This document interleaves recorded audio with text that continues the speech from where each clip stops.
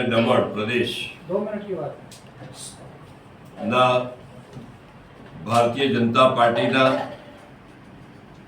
અધ્યક્ષ માનનીય શ્રી દીપેશભાઈ ટંડેલ,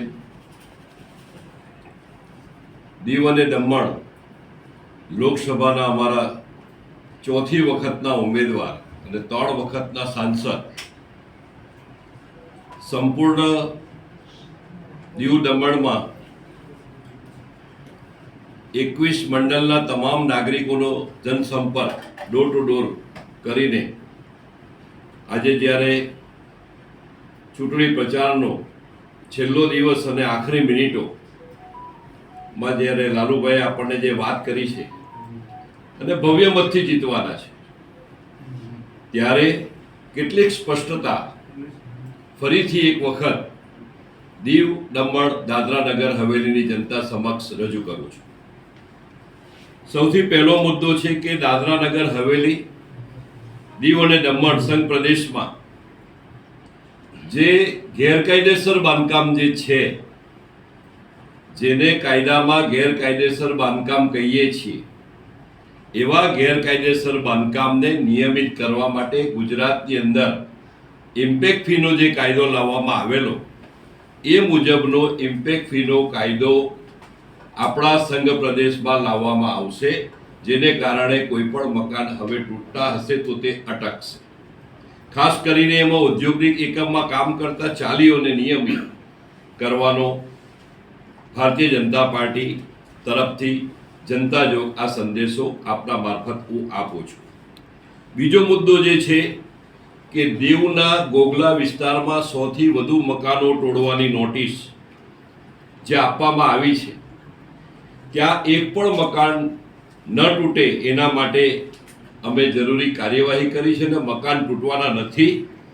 એના માટે જે રોડ કાઢવાના છે એના માટે બીજી વૈકલ્પિક વ્યવસ્થાનો વિચાર કરી રહ્યા છે, જેને કારણે દીવના ગોગલા વિસ્તારમાં આવેલા 100 થી વધુ મકાનોના નાગરિકોને હું આજે અહીંયાથી ખાતરી અને અહીંયા દરપત આપું છું. ત્રીજી વાત કે દીવના બુચરવાડા હાલમાં 7.5 મીટરનો રોડ છે, જ્યાં એવી વાત છે કે હજુ બંને બાજુ એલાઇનમેન્ટ મૂકવામાં આવશે. આ જે વાત છે એને આપણે રદિયો આપીએ છીએ. આવું કોઈ પ્રકારનું એલાઇનમેન્ટ મૂકવામાં આવશે નહીં, અને એવું એલાઇનમેન્ટ નહીં મૂકવા બદલ હું આ બુચરવાડાના જનતાને આ પ્રેસ કોન્ફરન્સના માધ્યમથી જણાવવા માંગુ છું કે આવું કોઈ પ્રકારનું રોડ એલાઇનમેન્ટ કરવાના નથી. જે મકાનો ને જમીનો જેનો કબજો ડિમોલિશન અથવા તો રોડ એલાઇનમેન્ટમાં જેનો ગયો હશે ભૂતકાળમાં, એને વળતર મળ્યું ન હોવાના જે કંઈ બી કેસો હશે, એને બહુ ઝડપથી તમામને વળતર આપી દેવામાં આવશે. તે ઉપરાંત દીવ અને દમણમાં જ્યારે ટાઇટલનો પ્રશ્ન છે, ત્યારે 7/12 અથવા તો 1/14માં સી સરકાર થઈ ગયું હશે અને સ્થળ ઉપર 20 વર્ષથી વધુ સમયથી કબજો જે તે રહેણાંકના વસવાટ કરનાર નાગરિકોનો હશે. જ્યારે યુએલસીનો કાયદો લાવવામાં આવેલો ત્યારે 1976માં અર્બન લેન્ડ સીલિંગ એક્ટ, એ કાયદો 1999માં રદ થયો ત્યારે જે સ્ટેટસ હતું કે જે જમીનનો અથવા મકાનનો કબજો પ્રત્યક્ષ યા પરોક્ષ સરકારનો હોય તો સરકાર માલિક, જે જગ્યાનો પ્રત્યક્ષ યા પરોક્ષ કબજો અથવા વસવાટ કોઈ વ્યક્તિ કે સોસાયટીનો હોય તો સોસાયટી માલિક, પરંતુ જે જગ્યા ઉપર 7/12માં ગુજરાતમાં પ્રોપર્ટી કાર્ડમાં સી સરકાર હોય અને નીચે સ્થળ ઉપર જમીન ઉપર કબજો જે તે પ્લોટ હોલ્ડરનો હોય, જે તે સોસાયટીનો હોય, જે તે ગાળાના મકાન બનાવી લીધા હોય, એ 20 વર્ષથી વધુ સમયથી હોય, આવા પ્રશ્નોમાં ગુજરાત સરકારે સૂચિત સોસાયટીનો કાયદો બહાર પાડેલો અને ફરીથી એમને પ્રીમિયમ નજીવું લઈને દસ્તાવેજ કરીને માલિક બનાવેલા. એ મુજબ અહીંયા કેટલાકના મકાન તૂટી ગયા છે, કેટલાકના મકાન તોડવાની નોટિસ આપી છે, આ તમામને અમે આ પ્રકારનો કાયદો લાવીને એનો સી સરકાર હશે અને 20 વર્ષથી વધુ સમયથી જેનો કબજો ત્યાં વ્યક્તિનો હશે, એ રહેતો હશે, વસવાટનું એનું સ્ટેટસ હશે, તો એવા લોકોને નજીવું પ્રીમિયમ લઈને ફરીથી માલિક બનાવી દેવામાં આવશે, જેને કારણે હવે પછી જે અનિશ્ચિતતા છે આખા વિસ્તારમાં કે આ મકાન તૂટવાનું છે, ખાસ કરીને જે અમારા માછી સમાજના બધા આગેવાન છે એને પણ હું આ તબક્કે હૈયા દરપત આપીશું કે તમને આ પ્રકારનો કાયદો લાવીને તમને ફરીથી પ્રસ્થાપિત કરશું. જેના મકાન તૂટી ગયા છે તેને પણ આ યોજનાનો લાભ મળશે. તે ઉપરાંત દાદરા નગર હવેલી દીવ દમણમાં જ્યારે લાઇટ અને પાણીના બિલમાં વ્યાજ, પેનલ્ટી, દંડ એની જો કંઈક રકમ હશે તે પણ સંપૂર્ણપણે અમે માફ કરાવીશું. દાદરા નગર હવેલી દીવ દમણમાં રસ્તા, પાણી અને ગટર ના જે કંઈ કામકાજ ચાલે છે તે 2024 ડિસેમ્બર સુધીમાં ઝડપથી પૂર્ણ કરાવીશું. તે ઉપરાંત આદિવાસી સમાજની વાત ભાઈ શ્રી દીપેશભાઈ કરી છે. સેલવાસમાં પણ અને દમણમાં પણ આદિવાસી સમાજનું સાંસ્કૃતિક ભવન નવું બનાવશું. તે ઉપરાંત જ્યારે સી અને ડી કેટેગરીના ગ્રેડના સરકારી ખાસ કરીને કોન્ટ્રાક્ટ બેઝ ઉપર કરાર આધારિત જે કર્મચારીઓ જે છે, ડ્રાઈવર, પટાવાળા, પોલીસ, ક્લાર્ક વગેરે વગેરે આવી પોસ્ટોમાં જે નોકરીઓમાં સ્થાનિક યુવાનોને રોજગાર મળે એનો પણ પ્રાધાન્ય આપીશું ને એનો અમલ પણ કરાવીશું. તે ઉપરાંત દાદરા નગર હવેલી દીવ દમણના તમામ હોટલ ઇન્ડસ્ટ્રીની અંદર જે રિન્યુઅલ પદ્ધતિ જે છે એ 1 વર્ષની છે, એ મુદત વધારીને 5 વર્ષની કરીશું, જેના કારણે એ લોકોને ઘણી એમાં રાહત થવાની છે. સંઘ પ્રદેશ સેલવાસ દાદરા નગર હવેલીમાં જિલ્લા પંચાયત, નગરપાલિકા અને આપણી પંચાયત, ગ્રામ પંચાયત એટલે કે સેલવાસ નગરપાલિકા, દમણ નગરપાલિકા અને દીવ નગરપાલિકા, દીવ જિલ્લા પંચાયત, દમણ જિલ્લા પંચાયત અને સેલવાસ જિલ્લા પંચાયત અને ગ્રામ પંચાયત, આ બધામાં અત્યાર સુધી જે કંઈ વહીવટી નિર્ણયો લેવાની સત્તા ન હતી, આ સત્તા, આ વહીવટી સત્તા આ તમામ નગરપાલિકા, જિલ્લા પંચાયત અને ગ્રામ પંચાયતને સોંપવામાં આવે તેવી ઉચ્ચ સ્તરે રજૂઆત કરીને એનો પણ મોટા પ્રમાણમાં અમલ કરાવીશું. યુવાનો માટે, રમતગમત માટે ખાસ કે દીવમાં ભવ્ય આંતરરાષ્ટ્રીય સ્તરનું ક્રિકેટ સ્ટેડિયમ બનાવીશું અને સાથે સાથે દાદરા નગર હવેલી, દીવ અને દમણમાં BCCI સાથેનું એફિલિએશન એ આપણે કરાવીને સંઘ પ્રદેશના ક્રિકેટરો માટે રણજી ટ્રોફી, દિલીપ ટ્રોફી જેવી રાષ્ટ્રીય સ્પર્ધામાં આપણા ક્રિકેટરો ભાગ લઈ શકે, આપણા યુવાનોને પ્રોત્સાહિત મળી શકે, આ પણ કાર્યવાહી આ વખતે કરવામાં આવશે. આમ આદિવાસી સમાજ માટે, SC સમાજ માટે, યુવાનો માટે, મહિલાઓ માટે, વેપારીઓ માટે, નાના ગરીબ માણસો માટે, જેના મકાન તૂટી ગયા છે એના માટે, જેના વેરા બિલમાં દંડ, વ્યાજ, પેનલ્ટી છે એને માફ કરવા માટે, મકાનના દસ્તાવેજ કરી આપવા માટે અને તે ઉપરાંત જેને વળતર નથી મળ્યું એને વળતર આપવા માટે, જે મકાન ડિમોલેશનમાં જવાના ગોગલામાં છે એને નથી કરવાનું, તે ઉપરાંત ગુજરવાડામાં નવી એલાઇનમેન્ટ મૂકવાની, આ બધી વાતોનો અમે બધા જ જનતાના હિતમાં નિર્ણય સારો લઈશું અને ખાતરી આપીએ છીએ કે આવા મુદ્દે જે અપ્રચાર કરતા હોય એને અમે રદિયો આપીએ છીએ. આ પ્રદેશમાં વિકાસનું જો કોઈ કામ કરશે તો મોદી સાહેબના નેતૃત્વમાં થશે. દિલ્હીમાં આદરણીય નરેન્દ્રભાઈ મોદી સાહેબની સરકાર નિશ્ચિત છે. તો અહીંયા પણ આ નાના મોટા પ્રશ્ન જે હશે તે બધા જ આ વર્ષમાં અમે ઉકેલીને જાહેર જનતાના હિતમાં, એના લાભમાં એને મદદરૂપ થવાનો ભારતીય જનતા પાર્ટીનું વચન છે, ભારતીય જનતા પાર્ટીનું પ્રોમિસ છે. આ વાત તમારે આજે અંતિમ સમયમાં અમે કરી રહ્યા છીએ, જેના કારણે જનતામાં બધી સ્પષ્ટીકરણ થાય, લોકોમાં જે કંઈ વાતો, ખોટી ભ્રમણા ફેલાઈ રહ્યો તે દૂર થાય, એવો અમે આજની આ પ્રેસ કોન્ફરન્સમાં નમ્ર પ્રયાસ કર્યો છે. ધન્યવાદ. आग लगने पे कुआं खुल गया, हाँ वैसे ही है।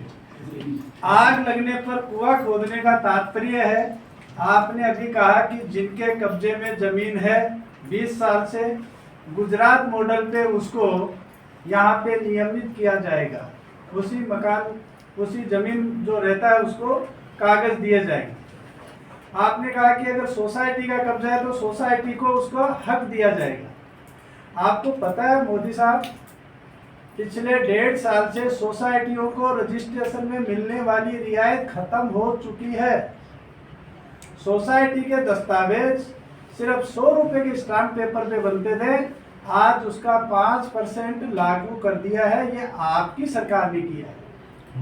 मैं आपको बताना चाहूंगा, आप पिछले 6 महीने से इस संघ प्रदेश के प्रभारी हैं। ये आग लगने वाली कहावत आप पर सटीक बैठती है। क्यों नहीं 6 महीने पहले आपने ये प्रयास किया, जिससे जनता को थोड़ा रिलीफ मिलती है। मैं 1 महीने से ये बात कर रहा हूँ, पहले तो ये आपके ध्यान में आए। दूसरी बात, जब कोई कानूनी प्रक्रिया होता है तो कोई स्टेट का मॉडल का अभ्यास किया जाता है। तीसरी बात कि जब यूएलसी कायदा प्रवर्तमान 1976 में था, 1999 में उसको रद्द किया गया, तब का जो स्टेटस था वहाँ 7 बार, यहाँ 1/14। वहाँ जो लोग कब्जेदार थे, 20 साल से ज़्यादा समय रह रहे थे, उनको फिर से मालिक बनाने का प्रयास जो है वो एक हमारा जब जो विधानसभा गुजरात में हमने 2017 में किया, तो ये जो कानूनी प्रक्रिया है वो आप उसे अगर दूसरी दृष्टिकोण से देखोगे तो वो नहीं हो पाएगा। कहाँ कहाँ पर देश पे कौन सा कानून प्रवर्तमान है, स्टडी होगा, अभ्यास होगा, लेकिन ये स्कीम आने से यहाँ का जो 1/14 में जो कोई वेरिएशन था वो तो रह रहा है 20 साल से, 30 साल से, 40 साल से, 50 साल से। अब जबकि ये प्रश्न उठा है कि भाई 1/14 में आपका नाम नहीं है, वो टेक्निकल कारण होगा, लेकिन इन सभी टेक्निकल कारणों को कानूनी नियमबद्ध करने का कार्यवाही हम करेंगे। आपने सर, कांग्रेस बहुत से पूछ वादे रही किए, है। आपने बहुत से वादे किए। इन वादों में से कल होम मिनिस्टर साहब की जनसभा हुई, किसी पर भी कोई उनकी तरफ से वक्तव्य नहीं आया। ये जो पार्टी और संगठन का जो आपका ये वादा है, आपकी पार्टी के ऊपर आरोप है। सरकार जो कहती है वो करती है। हमने कितने भी ये संकल्प पत्र में इनमें से आधा से ऊपर की बात हमने स्पष्ट बताई है कि हम ये संकल्प पत्र के आधार पर जनता को आश्वस्त करना चाहेंगे कि ये काम हम करेंगे। ये कल की जनसभा का आमंत्रण पत्र है। हमारे लोकप्रिय सांसद लालू भाई पटेल और प्रदेश अध्यक्ष दीपेश टंडेल साहब का नेतृत्व इसमें फोटो है, न नाम है।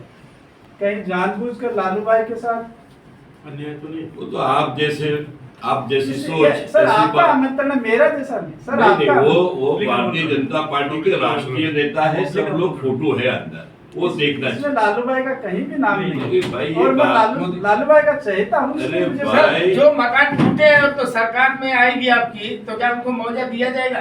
दमन दीव दादरा सिलवास में मैंने बताया कि जो मुआवजा की बात नहीं जो है, टूट गए हैं। जो मकान किस वजह से टूट रहे हैं पहले उसका पता करो।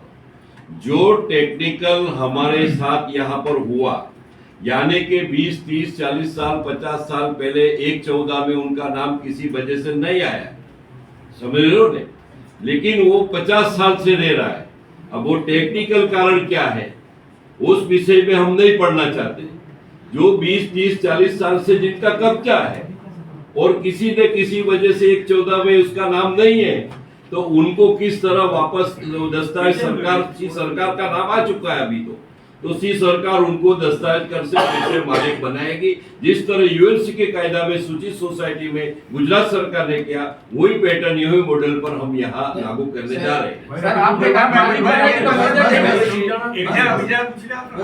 अभी जो आदिवासी भवन की आप बात कर रहे हैं, उस आदिवासी भवन पे ऑलरेडी शिक्षण विभाग बैठ गया है, हमने नया की बात की है। तो है उसका क्या करेंगे? हम नया वो जो है उसको हम नया सांस्कृतिक आदिवासी भवन बनाएंगे। आप देखो वो ये है उसका क्या करेंगे? वो अभी सरकार उसको जो कोई काम के लिए लेना चाहेगी करेगी, लेकिन हम नया बनाएंगे, इससे बढ़िया बनाएंगे। वो भी सरकार ले लेगी तो नया और हम बढ़िया बनाएंगे। सर आपने स्टेडियम की बात की, दीव में आप स्टेडियम बनाए थे, डीएनएच में बनाए थे, लेकिन दमन में जो एकमात्र ग्राउंड था जिससे बांडोड का स्टेडियम के नाम से जाना जाता था, उसको रीडेवलपमेंट में लेके अब वो कई महंगे किसी क्लब को दे दिया गया है। तो ऐसे में जनता और दमन के युवा कहाँ खेलेंगे? उनके पास मात्र एक ही ग्राउंड था। नहीं, सरकार में सभी ये चीज आएगी तो हम सभी को बारीकाई से करेंगे। ये तो हमने आपको आश्वस्त किया है, लेकिन और भी कितने वहीवटी प्रश्न हो गए जो जनता के लिए जो होगा हितकारी वो सब करेंगे। सर उम्मीद कहीं ऐसा तो नहीं है पहले प्रॉब्लम खड़ी की जाए फिर राज्य के नाम वो आप जैसे सोचते हो सर, दमन का- ऐसा हम नहीं सोचते। सर, दमन का आपकी सर्किट सोच आपको मुबारक सर, होनी दमन- चाहिए, दमन मेरे का को मुबारक सर्किट होनी। अपक्ष का कहना है कि आप केवल સમસ્યાઓ નથી જે અમે કરવા જવાના છે તો તમને વર્ણન પણ કરી એ સમસ્યાઓનું ઉત્પાદન ભાજપે જ કરેલું હતું. એવું તમે નહીં છેલ્લા કહી 15 શકો। વર્ષથી જે શાસન છે તે ભાજપનું રહ્યું છે, જેમાં ઘરો તૂટ્યા, હોટલે લાયસન્સ નથી મળી, આદિવાસી ભવન ગયું, સ્ટેડિયમ લાયસન્સ ગયું. ને રિન્યુઅલ ની વાત છે। આ સર, ઘણા બધી બધા લાયસન્સ સમસ્યા રદ ભાજપે જ ઉત્પન્ન કરેલી અત્યારે તો છે. અમે રિન્યુઅલ નું 1 વર્ષથી 5 વર્ષની ગેરંટી આપી। હવે 36 કલાક પહેલા મતદાનના તમે આ બધી જે આ તો બધી વાતો કરો, સ્પષ્ટીકરણ ચૂંટણીના સમયમાં સમય મર્યાદામાં કેવી થાય। રીતે રાખશે વિશ્વાસ લોકો તમારા પર? રાખશે। ત્યારે તમે જ બધું વરત ઓળાવ્યું છે. આજે આખા દેશમાં ભારતીય જનતા પાર્ટીનો સંકલ્પ પત્ર આદરણીય નરેન્દ્રભાઈ મોદી સાહેબ પર પ્રચંડ લોકોનો વિશ્વાસ છે। ભારતીય જનતા પાર્ટી જે કહે છે કરે લાયસન્સ છે। કરવામાં શું પ્રોબ્લેમ આવે છે? હું નથી કહું છું. લાયસન્સ રિન્યુઅલની મુદત 1 વર્ષથી 5 વર્ષ કરવામાં આવશે।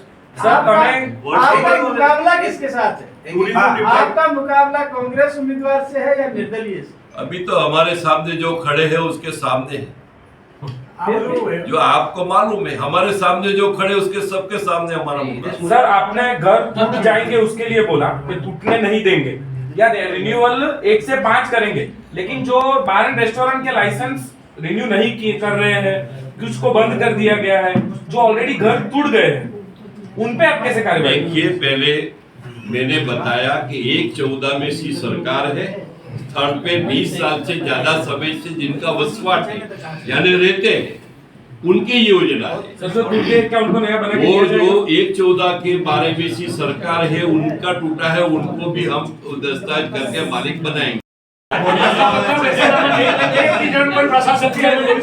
ભાઈ આ એક વસ્તુ આપણે બરાબર ધ્યાનમાં રાખીએ કે આદરણીય નરેન્દ્રભાઈ મોદી સાહેબની સરકાર છે, કેન્દ્ર શાસિત પ્રદેશ છે। આ પ્રદેશની અંદરનો વિકાસ, ડેવલપમેન્ટ, આ પ્રકારના જે કમિટમેન્ટ, આ પ્રકારની જે રણનીતિ, જે પ્રકારના લોકોને અમે કામ કરવા માંગીએ છીએ, એ ઉચ્ચ સ્તરની જે વાત કરી છે એ દિલ્હીમાં અમારી જ્યારે કેબિનેટ હશે, અમારા દિલ્હીમાં આદરણીય પ્રધાનમંત્રી હશે, એ ઉચ્ચ સ્તર પર રજૂઆત થઈને આ બધી યોજના કેવી રીતે લાગુ થશે એનું અમે કામ કરવાના છે।